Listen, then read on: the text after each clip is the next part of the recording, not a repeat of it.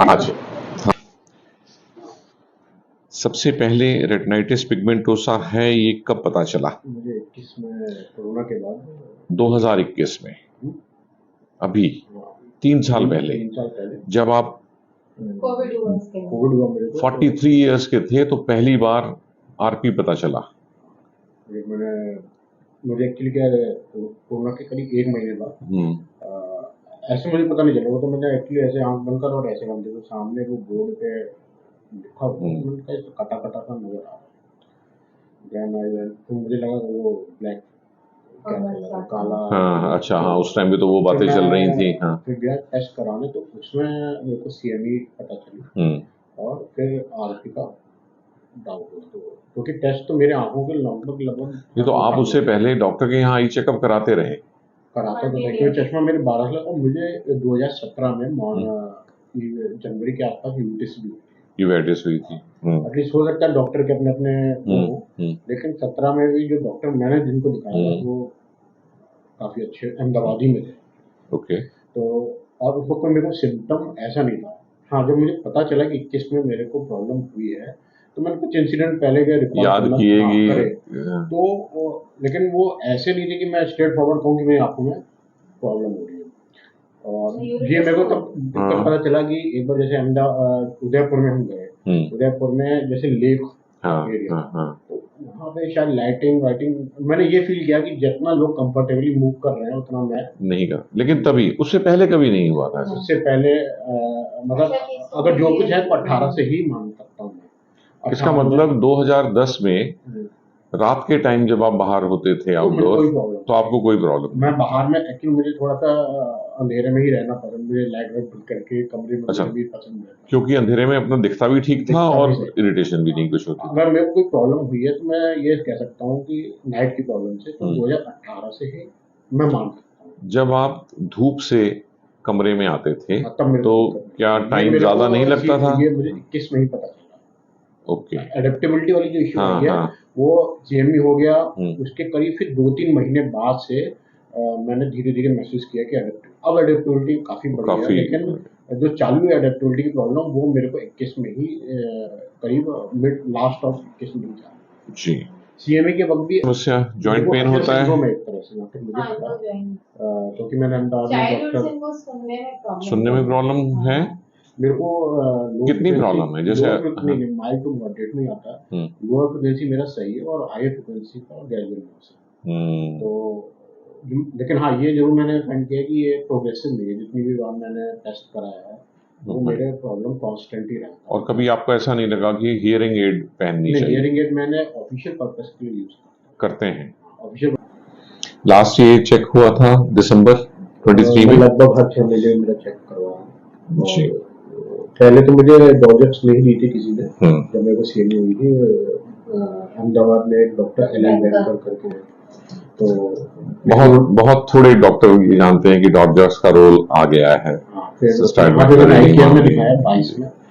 और अगर आरपी के साथ सीएमई है तो यही एक वो दवाई है जो सीधा सीधा फायदा करती है। आरपी की जितनी भी दवाइयां हैं, बाकी लोगों में सीएमई होगा तो हम सोचेंगे अरे सीएमई क्यों हो गया। आरपी में सीएमई साथ में होगा तो हम बोलेंगे चलो सीएमई है तो अब जब हम डॉर्जॉक्स देंगे दवाई तो उनको फायदा तो दिखेगा। आप समझते हैं? मुझे 100 साल तो लगे। लाइए अब जरा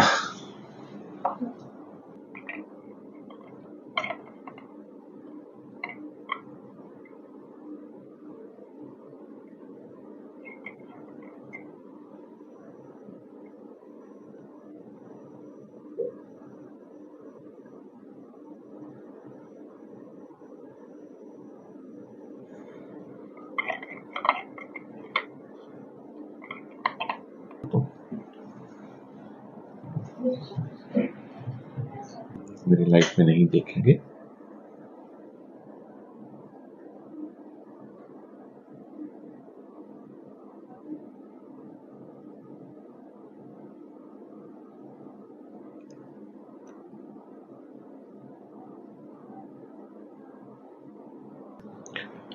अब हम लोग तो सारा इसी बीमारी पे कंसंट्रेट कर रहे हैं जो कुछ भी इसमें है, तो कुछ कुछ चीजें जो पिछले कुछ महीनों में, साल 2 साल में डॉर्जॉक्स आई और दवाइयां आई, प्रिज्म ग्लासेस आए, वो पेशेंट्स को आप पहले बताते हैं आपको। आप टिपिकल आरपी पेशेंट नहीं है और ये अच्छी बात है। टिपिकल आरपी पेशेंट का हाल 46 एज तक काफी खराब हो जाता, एक बात, ठीक है।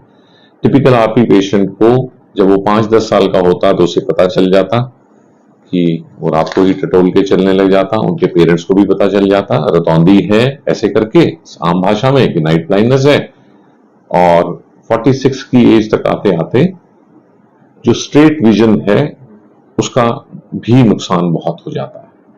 लोग फिंगर काउंटिंग पे आते हैं, आपकी तरह चार्ट पे 5 लाइनें नहीं पढ़ पाते, तो ये तो पॉजिटिव बात हुई। एक्चुअली मेरे को बचपन से लेकर मतलब 30-32 साल तक मुझे तो लगता था मेरी नॉर्मल लोगों से आइज ज्यादा अच्छी मतलब और थी अच्छी, इसलिए लगता होगा। हाँ। तो वो तक था, चश्मा जब लगा तो इसलिए मुझे समझ में आया कि भाई कंप्यूटर, मेरा जॉब कंप्यूटर। हाँ। Screen size. तो ये तो है आरपी की बात, ये टिपिकल आरपी नहीं है। टिपिकल आरपी होती तो ये आपका जितना विजन लॉस हुआ है अभी तक उससे कई गुना ज्यादा कर चुकी होती, अच्छी बात है।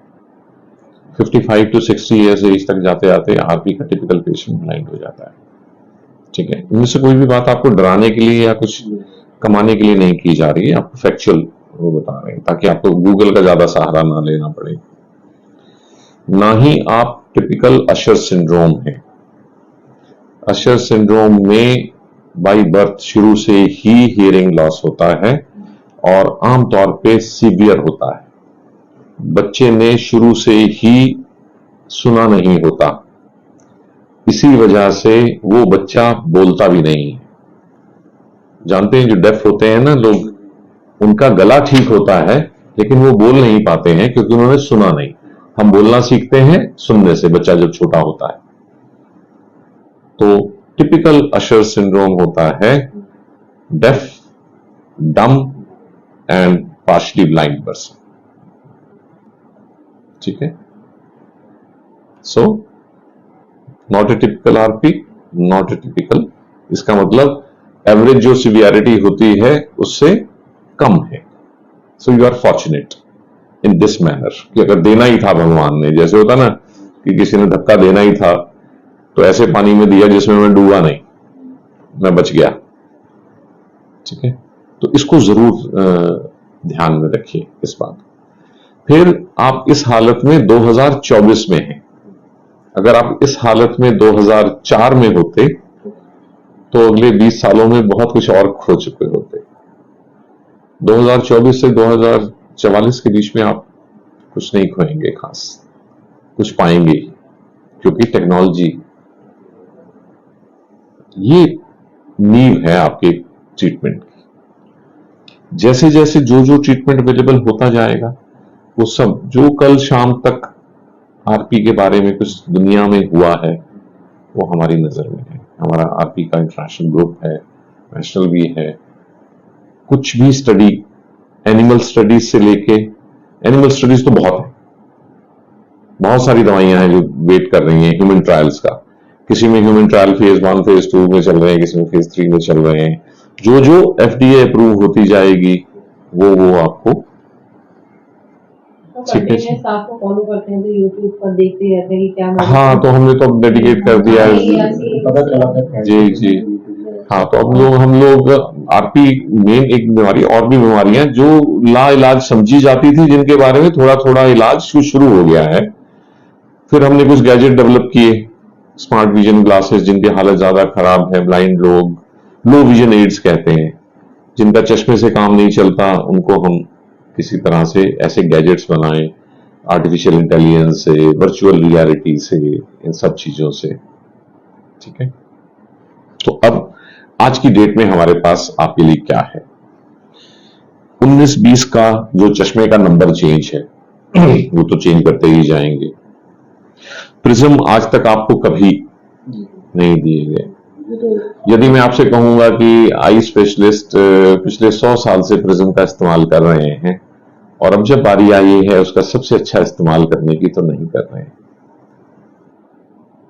प्रिज्म ग्लासेस है, जिन लोगों का देखने का दायरा कम है उनमें हम प्रिज्म दें और वो थोड़ा सा खुल जाए।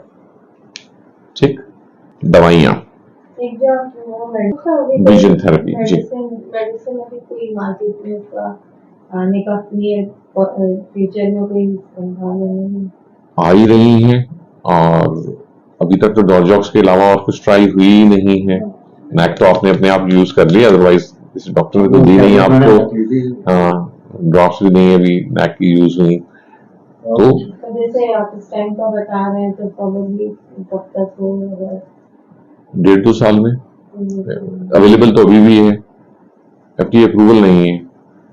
एक्सपेरिमेंटल तौर पे डॉक्टर कर सकते हैं और पेशेंट करवा सकते हैं अपनी कंसेंट देके कि मुझे पता है कि अभी इसमें ह्यूमन ट्रायल्स कंप्लीट नहीं हुए हैं, मैं और वेट नहीं कर सकता, या जिन लोगों की हालत आपसे भी ज्यादा खराब है वो तो फिर करवाना चाहेंगे ना।